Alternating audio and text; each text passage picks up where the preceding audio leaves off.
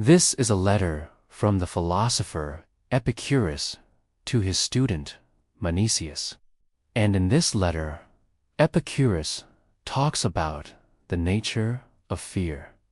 And he says this: "Of all the things that belong to us, this alone does not belong to us, namely, not to have fear or desire, not to have any passions at all. But there are some things which we ought not to allow to enter our souls, not even for an instant, such as uncontrolled desire, no matter how lightly it may seem to come in, and fear, which is the most violent and destructive of all passions, if it takes possession of a man. But there are other emotions which we must admit to our souls and use when necessary, like anger, pity, and even love. Fear is the easiest emotion to share. It's also the easiest emotion to exploit, right? We play on people's fears to manipulate them, to sell things to them, to get them to vote for a certain thing, to get them to go to war, etc. In today's video, we're gonna look at a Stoic rule that makes you immune to fear. And it's based on the idea that while there are some fears worth having, most fears are destructive, and they don't help us. They make us sick. They harm us.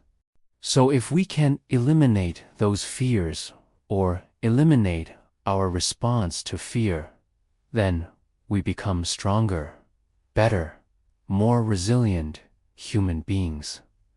Okay, let's go through this. The first point is that fear is born from imagining things, not from actual reality. Seneca says, "We suffer more in imagination than in reality." This is true, right? Most of the pain that we experience is not from the event itself, but from the expectation of the event, from our worry about the event. In fact, sometimes the anticipation is worse than the actual thing itself. Fear is therefore pain twice. First, when we imagine it. Second, when it actually happens. The Stoics believed that we suffer more from the anticipation of things than from things themselves. So if you can conquer your imagination, you conquer fear, and that's where this next point comes in. Which leads me to the second point, which is the Stoic rule. Distinguish what is in your control and what is not. Epictetus said, "Some things are up to us, others are not." Now, this is probably the most important idea in all of Stoicism, because everything else flows from this. The Stoics believed that we have no control over our circumstances. What happens to us, death, fortune, the opinions of other people, these things are not up to us. But we do have control over our own choices, our own judgments, our own actions, our attitude, our response. These things are up to us. So if we stop worrying about things that are not up to us, and we focus all of our energy on the things that are up to us, then we'll find that we're much freer and we're much less afraid.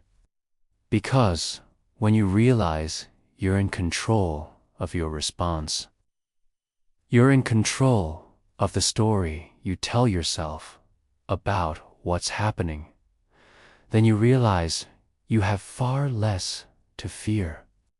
Which leads me to the third point, which is that fear usually boils down to the fear of death. The Stoics believed that the fear of death was ultimately our greatest human fear, because we all die. We all face the same fate, and we fear that fate. Marcus Aurelius writes in Meditations, "It is not death that a man should fear, but never beginning to live." So, the Stoics say that if we can reframe our thinking about death, if we can accept death as something natural and inevitable, and outside of our control, then we'll lose our fear of death. And then we'll lose many of our other fears, because most of our other fears are really just a form of the fear of death. Which leads me to my fourth point, which is that the Stoics had a practice called premeditatis malorum, which is negative visualization. Seneca says, "The one thing that makes life easier is to regularly imagine it could all end right now." The Stoics believed that the way to overcome fear was to confront it directly. They didn't believe that you should avoid things that scare you, but rather that you should seek out those things that scare you and get comfortable with them. Because the more you expose yourself, to the things that scare you, the less scary they become. The Stoics would visualize the worst-case scenario. They would rehearse it in their minds. They would imagine losing their wealth, losing their health, losing their loved ones, even imagining their own death. And by rehearsing these things in their mind, by confronting their fear directly, they lost the power that fear had over them. So, if you want to conquer fear, you have to practice being afraid. You have to learn to lose things and to lose yourself and to be okay with that. Which leads me to the fifth point, which is that for the Stoics, courage wasn't the absence of fear, but the ability to act despite fear. Epictetus says, "No man is free who is not master of himself."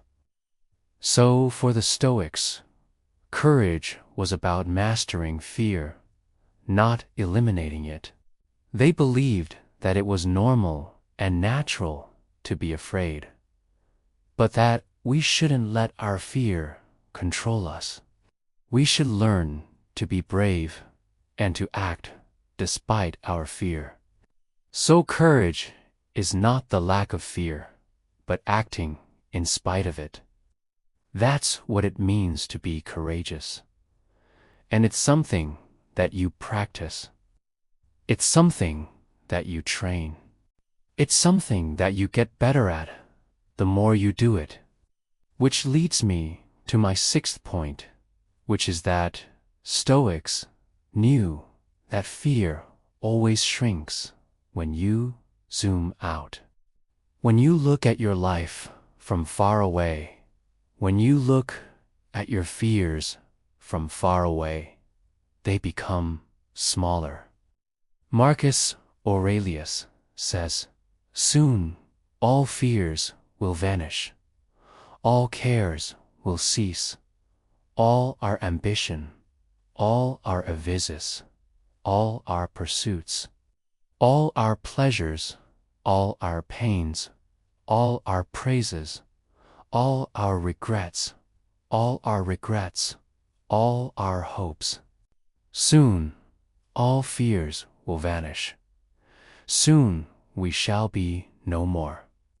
If you think about it, all of our fears are really quite small in the arc of human history, even in the arc of our own lives. Most of the things that we fear simply don't matter in the grand scheme of things. We get so caught up in them in the moment, but they're very small. They're very insignificant. Which leads me to my 7th point, which is that this is all practically useful. We can apply this to public speaking, to career risks, to health, to dating, etc. We can use this in every area of our lives. We get afraid when we speak in public, when we ask someone out on a date, when we take a big career risk. Because we fear judgment, we fear failure, we fear what other people will think or say. But most of these things aren't actually in our control. Most of these things don't actually matter all that much. Yet we spend a ton of time worrying about them. The Stoic practice here is to pause for a second, to separate what you fear from what actually matters, and to choose to focus on what's in your control. Which brings me to my final point, which is that the Stoics remind us that fear is optional. Seneca says, "We are more often frightened than hurt." We have the ability to choose what we focus on, what we pay attention to, what we let affect us. So if we want to be brave, if we want to be courageous, if we don't want to be controlled by our fear, then we can choose to be brave. We can choose to be rational. We can choose to not give in to our fear. So that's the Stoic rule that makes you immune to fear. It's not a complicated rule. It's actually quite simple, but it's a rule that you have to practice. It's a rule that you have to work at.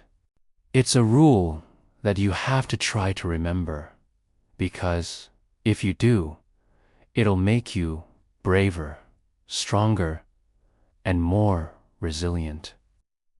See you next time.